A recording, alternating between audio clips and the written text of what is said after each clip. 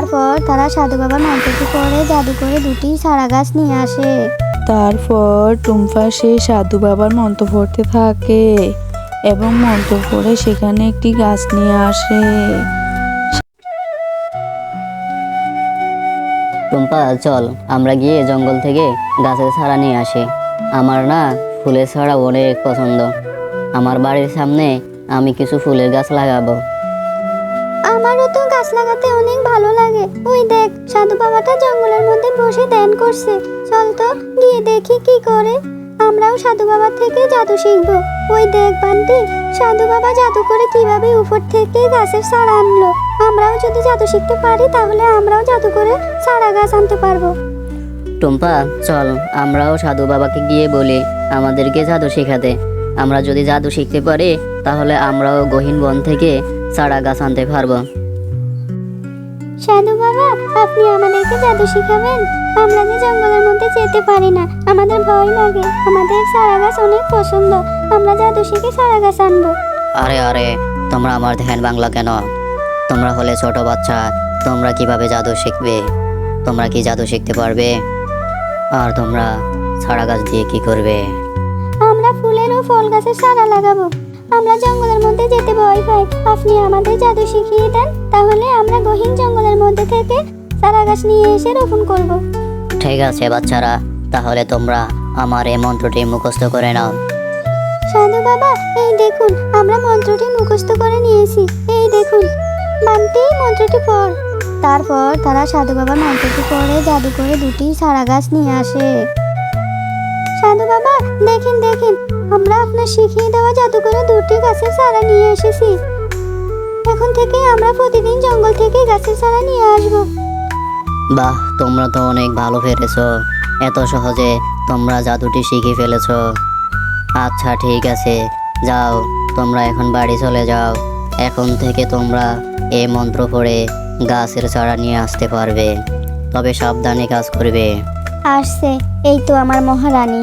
এই টুম্পা, তুই কোথা থেকে আসছস? সারাটা দিন এমন টোটো করে ঘুরে বেড়ালে চলবে নাকি? তোর কি খাওয়া দাওয়া করা লাগে না? আর পড়াশোনা কি তোর নাই? দিন দিন বড় হচ্ছস, একটু আমার সাথে কাজ কাম করলেও তো পারস। আমি একা একা সারাটা দিন কাজ করি, আর সাথে এটাকেই নিয়ে আসছস। এই গাছের চারা ফেলি কই? তুই কারো বাগান থেকে চুরি করে আনলি না তো আবার? মা, আমি চুরি করতে কেন যাব? আমি এই গাছের চারাটি গহীন জঙ্গলের মধ্যে থেকে নিয়ে এসেছি। টুম্পা, তুই কি বলছস? তোর এত বড় সাহস, এই জঙ্গলের মধ্যে থেকে গাছের চারা আনছস? তোকে যদি কোনো হিংস্র প্রাণী খেয়ে ফেলতো? তোর বড্ড সাহস বেড়েছে। দাঁড়া, তোর বাবা আসুক, তোর বাবাকে বলে নি। আরে মা, তুমি খেপে যাচ্ছ কেন? আমার কথাটা তো শুনবে। আমি জঙ্গলের মধ্যে এক সাধু বাবাকে দেখেছি। সাধু বাবা আমাকে একটি মন্ত্র শিখিয়ে দিয়েছে। আমি ওই মন্ত্র দিয়ে এই গাছটি নিয়ে এসেছি। টুম্পা, তুই কি পাগল হয়ে গেলি নাকি? তুই এতটুকু একটা বাচ্চা মেয়ে জাদু শিখেছিস, আবার সেই জাদু দিয়ে গহীন জঙ্গল থেকে গাছ এনেছিস। এটাও আবার আমাকে বিশ্বাস করতে হবে? এইসব বংশং বাদ দে, যা এখন ঘরে যা। মা, তুমি বিশ্বাস করো না তো? আমি সত্যিই বলছি। তুই সত্যি বলছস? যা এখন যা, আমি কাজগুলো সেরে নিই, তারপর দেখবো তুই কি মন্ত্র শিখে আসছস। টুম্পা, এবার দেখা আমারে, তুই নাকি জাদু শিখেছিস। আজ আমি তোর জাদু দেখব। এই দাঁড়াও মা, আমি তোমাকে জাদু দেখাচ্ছি। তারপর টুম্পা জাদু করে একটি গাছের চারা নিয়ে আসে। আরে টুম্পা, তুই তো সত্যিই বলছস? আমি তো বিশ্বাসই করতে পারতেছি না। তুই এতটুকু একটা বাচ্চা মেয়ে জাদু শিখে গেছস। যাই হোক, ভালোই হলো। এই গাছের চারাগুলি আমরা আমাদের বাড়ির পেছনের বাগানে রোপণ করে দিই। হ্যাঁ মা, আমরা এই গাছের চারাগুলো আমাদের বাগানে রোপণ করে দিই। এই গাছগুলো বড় হয়ে অনেক আম ধরবে, আমি অনেক আম খাবো।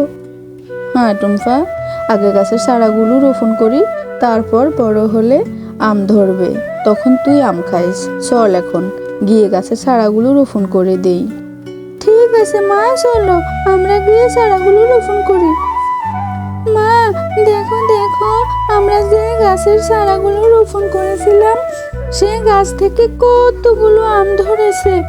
আমি এখন এই গাছ থেকে অনেকগুলো আম খাবো। হ্যাঁ টুম্পা, গাছগুলোতে কত বড় বড় আম ধরেছে।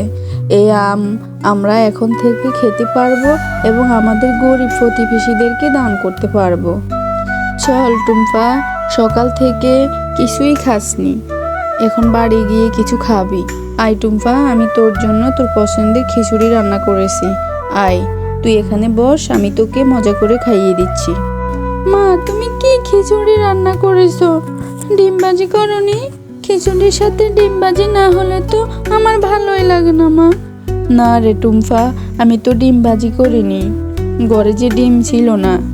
আয়, আজ খেয়ে নে, আমি তোকে কাল ডিম ভাজি করে দেব। মা, তাহলে তুমিই খেয়ে নাও, আমি খাবো না। টুম্পা, এখানে এসে বস, আমি খাইয়ে দিলে দেখবি অনেক মজা লাগবে। আয়, বস এখানে। মা, তুমি থাকো, আমি বাহিরে গিয়ে জাদু দিয়ে একটা ডিমের গাছ নিয়ে আসি। ডিমের গাছে ডিম ধরলে সেই ডিম বেচে আমি ভাত খাবো। টুম্পা, কই যাস? দাঁড়া, খিচুড়ি খেয়ে যা। দাঁড়া দাঁড়া, তোর মাথাটা একদম খারাপ হয়ে গেছে। ডিমের আবার গাছ হয় নাকি? ডিম গাছ হবে আবার, সেই গাছ ডিম বেজে নাকি ভাত খাবে। তারপর টুম্পা সেই সাধু বাবার মন্ত্র পড়তে থাকে এবং মন্ত্র পড়ে সেখানে একটি গাছ নিয়ে আসে।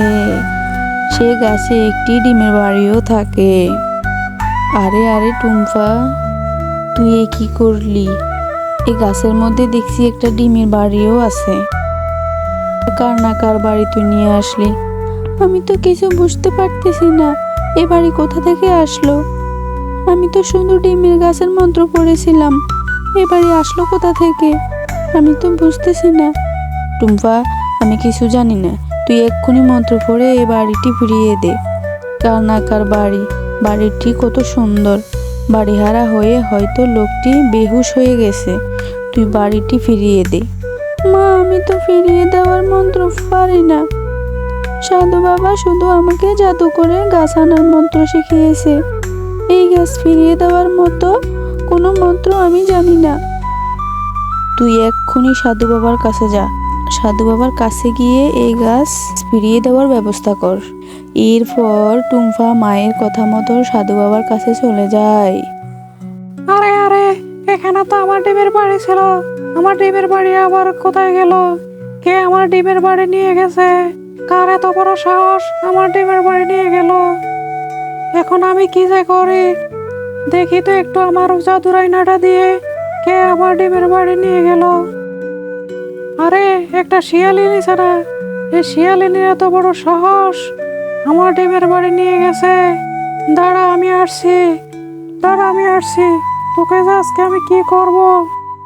এই শিয়ালিনী, তোর এত বড় সাহস, তুই আমার ডিমের বাড়ি নিয়ে এসেছস, এর জন্য তোকে শাস্তি পেতে হবে।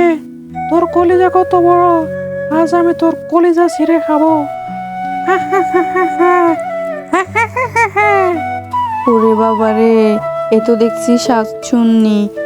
শাকচুন্নি, এই ডিমের বাড়িটা আমার মেয়ে ভুল করে নিয়ে এসেছে, তুমি তোমার বাড়ি নিয়ে যাও। শিয়ালিনী, তুই এখন নিশ্চয়ই মিথ্যা কথা বলছস। আমি তোদের মা মেয়েকে ছাড়বো না, আমি এখন তোকে এই ডিমের বাড়ির সাথে নিয়ে যাব। চল আমার সাথে। এখন থেকে তুই এই জঙ্গলের মধ্যে থাকবি, এই জঙ্গল থেকে কখনো তুই বের হতে পারবি না। এখানে থেকে তিলে তিলে তুই পচে পচে মরবি। মজা। সাধু বাবা, আমাকে সাহায্য করুন, আমি যে ভুল করে মন্ত্র পড়ে ডিমের বাড়ি নিয়ে এসেছি, এখন যে আমি ওই বাড়িটা ফিরিয়ে দিতে পারছি না।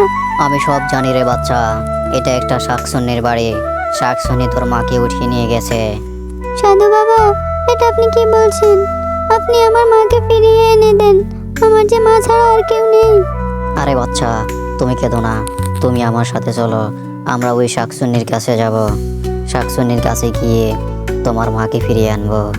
তারপর সাধু বাবা টুম্পাকে নিয়ে শাকচুন্নির বাড়ি চলে যায়।